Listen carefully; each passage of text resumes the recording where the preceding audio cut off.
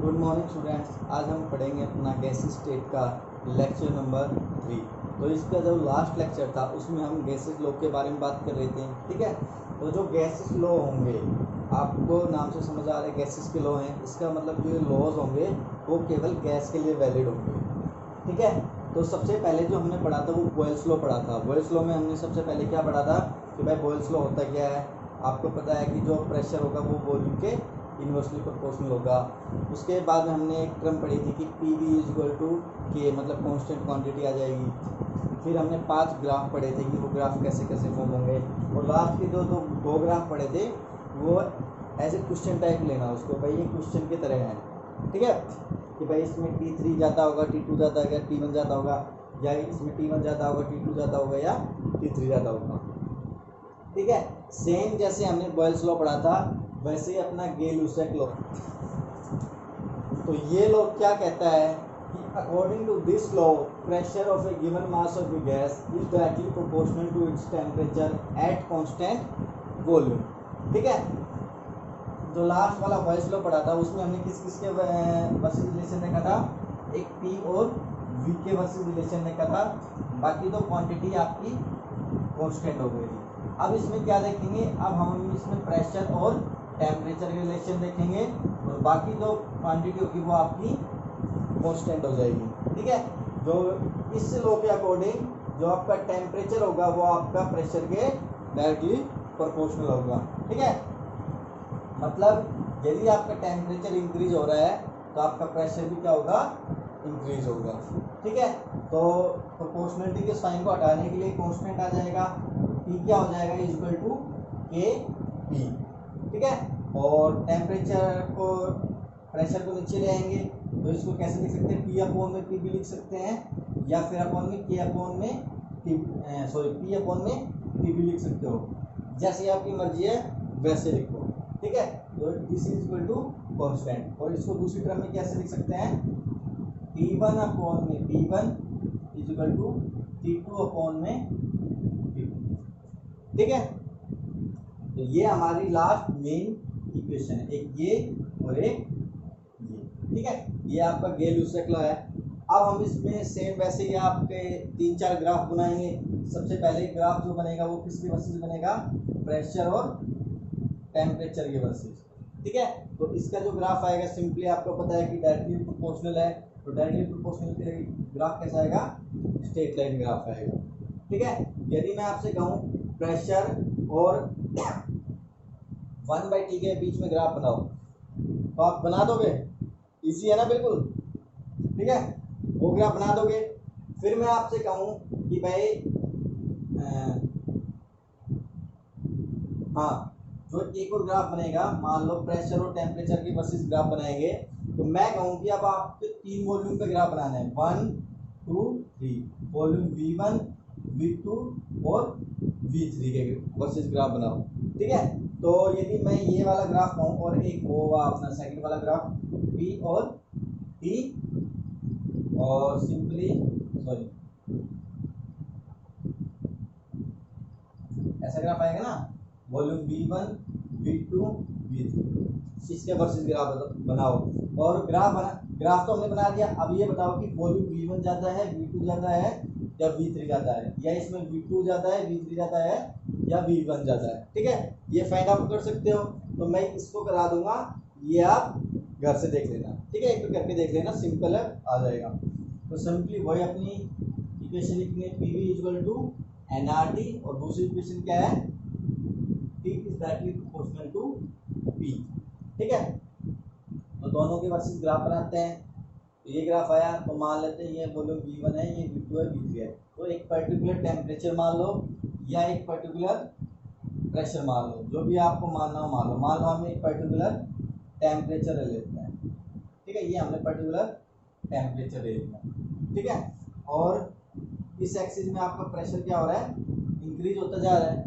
ठीक है, तो प्रेशर डायरेक्टली प्रोपोर्शनल होगा P के, और यहाँ से क्या लिख सकते हैं, यदि हम इसमें N को कांस्टेंट ले ले, R तो आपका कांस्टेंट है ही, और यदि हम T को भी कांस्टेंट ले लें तो आपका जो प्रेशर होगा वो इनवर्सली प्रोपोर्शनल क्या हो जाएगा, V के। ठीक है, V नीचे आ जाएगा तो जो वॉल्यूम होगी वो इनवर्सली प्रोपोर्शनल हो जाएगी प्रेशर के।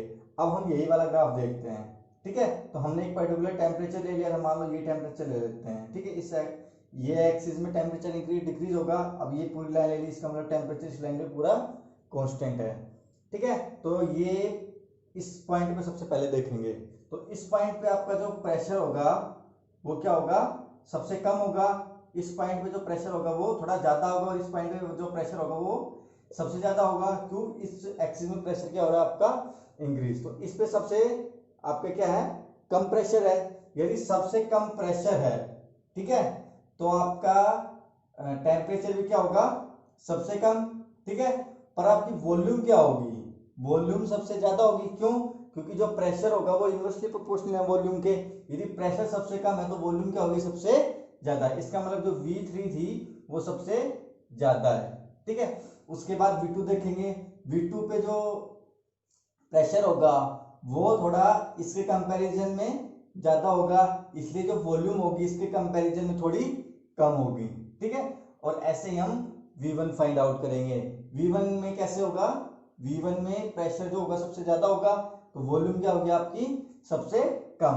तो वॉल्यूम का जो ऑर्डर हो गया वो कैसे आएगा, V3 greater than V2 greater than V1, ठीक है। इस टाइप से आपके क्वेश्चन भी आ सकते हैं कि आपसे पूछेंगे कि भाई वॉल्यूम का ऑर्डर बताओ प्रेशर और टेम्परेचर वाली ग्राफ में, ठीक है। सेम ऐसे इसमें कर सकते हैं। तो इसमें आप एक बार फाइंड आउट करके देख लेना कि इसका ऑर्डर कैसे आएगा, वॉल्यूम का V1 V2 और V3 का। अब जो नेक्स्ट लो है वो है आपका चार्ल्स लो। तो चार्ल्स लो क्या कहता है, for a fix mass of a gas at constant pressure, मतलब इसमें क्वांटिटी कौन कौन सी कांस्टेंट कर दी गई है, एक तो आपकी मास, ठीक है, और दूसरी क्या है, प्रेशर, ठीक है। इसका मतलब हमें रिलेशन किस किस के बीच में देखना है, V और T के बीच में, ठीक है। तो आगे क्या कह रहा है, volume of a gas increase on increase temperature. इसका मतलब क्या कह रहा है, सिंपली ये कह रहा है कि V is directly proportional to T, ठीक है। यदि हम टेम्परेचर को राइज करेंगे तो हमारी वॉल्यूम भी बढ़ेगी, यदि हम टेम्परेचर को कम कर देंगे तो हमारी वॉल्यूम भी घट जाएगी, ठीक है। तो आगे पढ़ते क्या लिखा है, volume of a gas increase on increase temperature, मतलब volume of the gas increase करेगी यदि हम टेम्परेचर को इंक्रीज कर देंगे, and decrease on cooling. Cooling का मतलब जब हम टेम्परेचर कम कर रहे हैं, तो जब टेम्परेचर कम करेंगे तो आपकी वॉल्यूम भी क्या होगी, डिक्रीज होगी, ठीक है। For each 1 degree rise in temperature, volume of a gas increase by 1/27 upon में 273.15 the original volume of a gas at 0 degree. इसका मतलब क्या कह रहा है कि इसने कहा कि भाई जब हम टेम्परेचर इंक्रीज करेंगे तो वॉल्यूम ऑफ द गैस भी इंक्रीज होगी, पर कितनी इंक्रीज होगी, कितनी इंक्रीज होगी, जब हम 1 डिग्री राइज करेंगे तो हमारी जो ओरिजिनल वॉल्यूम थी उसका इतना राइज कर जाएगा, 1/273.15 मल्टीप्लाई करेंगे, इतना राइज करेगा एट 0 डिग्री सेल्सियस, ठीक है। तो अब हम इसकी हेल्प से इक्वेशन लिखते हैं, ठीक है। मान लेते हैं V नोट हमारी वॉल्यूम है कितनी, 0 डिग्री सेल्सियस पे, ठीक है, और VT हमारी है एट ए टेम्परेचर T पे जो हमारी वॉल्यूम है, ठीक है। 0 डिग्री पे वॉल्यूम क्या होगी, हमारी V नोट होगी, और जो टेम्परेचर T पे जो हमारी वॉल्यूम होगी वो आपकी होगी VT, ठीक है। तो VT हम कैसे लिखेंगे, VT is equal to V naught plus T upon में 273.15 इंटू V नोट। ये कैसे आया, उसने कहा था कि जब हम 1 डिग्री राइज करेंगे तो हमारी वॉल्यूम इतने टाइम्स इंक्रीज हो जाएगी, ठीक है। तो मान लेते हैं हमारी स्टार्टिंग की वॉल्यूम तो इतनी थी, V नोट तो थी स्टार्टिंग में, ठीक है। इसमें कितना इंक्रीज होगा, तो V नोट अपॉन में मल्टीप्लाई बाई 1 अपॉन में 273.15, जब इससे मल्टीप्लाई करेंगे इतना इंक्रीज हो गया। अब पूछो कि भैया ये टेम्परेचर कैसे आएगा, उसने कहा था 1 डिग्री राइज। इसका मतलब यदि 1 डिग्री राइज करेगा तो 1 multiply by V naught upon में 273.15 आएगा। यदि कहेगा कि 2 डिग्री राइज क्या है तो यहाँ पे T की वैल्यू 2 आ जाएगी, 2 इंटू V नोट अपॉन में 273.15। यदि 3 डिग्री राइज करें तो लिखेंगे 3 इंटू V नोट अपॉन में 273.15, ठीक है। तो ये आ जाएगी वॉल्यूम एट टेम्परेचर T, जो बदल के आई। स्टार्टिंग की वॉल्यूम ये थी, इसमें कितना ऐड हुआ, V नोट अपॉन में 273.15 मल्टीप्लाई बाई 3, ठीक है। अब क्या करेंगे, इन दोनों में से वी नोट है, वी नोट कॉमन ले लेंगे, वी नोट यहाँ से कॉमन ले लिया, ठीक है। तो अंदर क्या बचा 1 अपॉन में टी अपॉन में 273.15। अब इसका एलसीएम ले लेंगे, एलसीएम ले लेंगे तो क्या आएगा 273.15 प्लस टी अपॉन में 273.15, ठीक है, ये आ जाएगा। अब ये जो 273.15 क्या होगा, ये तो जो इनिशियल टेम्परेचर था टी नोट मान लेंगे इसको, ठीक है, ये हो जाएगा आपका टी नोट, ये एब्सोल्यूट जीरो टेम्परेचर है जो हमने स्टार्टिंग में जो वॉल्यूम ली थी वी नोट, ठीक है, और इसको ले लेंगे temperature t, at time t पे क्या टेम्परेचर होगा, कितना राइज होगा 1 डिग्री 2 डिग्री 3 डिग्री, ठीक है, तो इसको लिख देंगे टी टी, जितना ऐड होकर टेम्परेचर आया है, ठीक है। तो हमारी वी नोट को नीचे लेके चले जाएंगे तो इक्वेशन क्या बन जाएगी, वी टी अपॉन में v naught equal to t t upon में टी नोट, ये इक्वेशन आएगी। ये बेसिकली कहना क्या चाहता है, पूरी इक्वेशन का मतलब क्या है, इसका मतलब सिंपली ये कहना चाहता है कि जो आपकी वी है वो डायरेक्टली प्रोपोर्शनल होगी टेम्परेचर के, ठीक है, बस सिंपली यही कहना चाहता है, पूरी इक्वेशन घुमा फिरा के वही कहना चाहता है कि v directly proportional to t.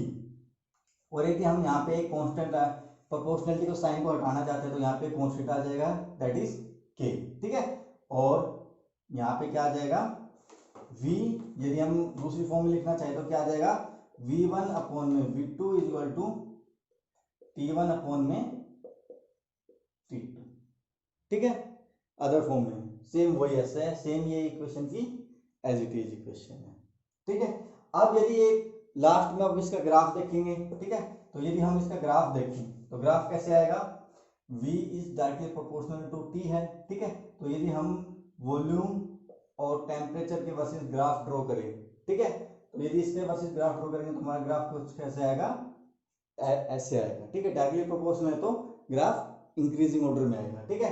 और ऐसे ही सेम हम P1 प्रेशर पे करें, P2 प्रेशर पे करें, P3 पे करें तो हमारे P1 प्रेशर, P2 प्रेशर और P3 प्रेशर पे, ठीक है। अब यहाँ से हम पता लगाना चाहिए कि भाई प्रेशर P1 ज्यादा होगा, P2 ज्यादा होगा या P3 ज्यादा होगा, तो ये पता लगा सकते हो। अब हमारे पास एक और रिलेशन होता है, कौन सा रिलेशन होता है, PV equal to n r t वाला रिलेशन। अब हम इन दोनों के बीच में रिलेशन निकालेंगे, किसके बीच में, यहाँ पे प्रेशर निकालना है सबसे पहले हमें, ठीक है, प्रेशर दिया हुआ है नॉन क्वांटिटी, तो प्रेशर के साथ वॉल्यूम का रिलेशन निकालेंगे और प्रेशर के साथ टेम्परेचर का। यदि हम वॉल्यूम कांस्टेंट कर दें, एन कांस्टेंट कर दें, आर कांस्टेंट कर दें तो प्रेशर किसके डायरेक्टली प्रोपोर्शनल हो जाएगा, टेम्परेचर के, ठीक है। और यदि हमें प्रेशर और वॉल्यूम का रिलेशन निकालना है, ठीक है, तो एन कांस्टेंट करना पड़ेगा, आर तो कांस्टेंट है ही, और टेम्परेचर भी हमें कांस्टेंट करना पड़ेगा, ठीक है। तो प्रेशर इनवर्सली प्रोपोर्शनल हो जाएगा इसके वॉल्यूम के, ठीक है, वॉल्यूम नीचे आ जाएगी तो इनवर्सली प्रोपोर्शनल हो जाएगा वॉल्यूम के, ठीक है। अब यहाँ पे हम कोई भी पर्टिकुलर प्रेशर ले लेते हैं, मान लो ये लाइन पे प्रेशर ले लिया, ठीक है, तो सबसे पहले हमें इस पॉइंट पे निकालनी पड़ेगी, इस पॉइंट पे और इस पॉइंट पे। तो सबसे पहले यदि इस पॉइंट पे यदि हम देखें, ठीक है, तो इस पॉइंट पे सबसे कम वॉल्यूम होगी आपकी, क्योंकि इस एक्सिस में वॉल्यूम बढ़ रही है, तो ये वॉल्यूम सबसे कम, फिर इससे ज्यादा, फिर इससे ज्यादा। यदि वॉल्यूम सबसे कम है यहाँ पे तो जो आपका प्रेशर होगा वो क्या होगा, सबसे ज्यादा, ठीक है।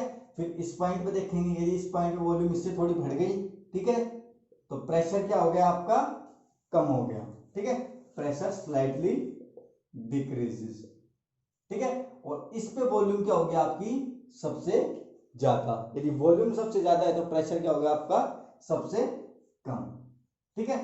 तो प्रेशर का ऑर्डर क्या आ गया यहाँ पे, P1 greater than P2 greater than P3, ठीक है, ये ऑर्डर आ गया। सेम ऐसे दूसरा वाला ग्राफ निकाल लेंगे, P और 1/T वाला, वो आप एक बार प्रैक्टिस करके देख लेना कैसा आता है, सेम ऐसे ही निकालना एज इट इज। तो ये था आपका चार्ल्स लॉ, और लास्ट जो आपका बचेगा वो बचेगा आपका एवोगाड्रो लॉ, ठीक है। Thank you.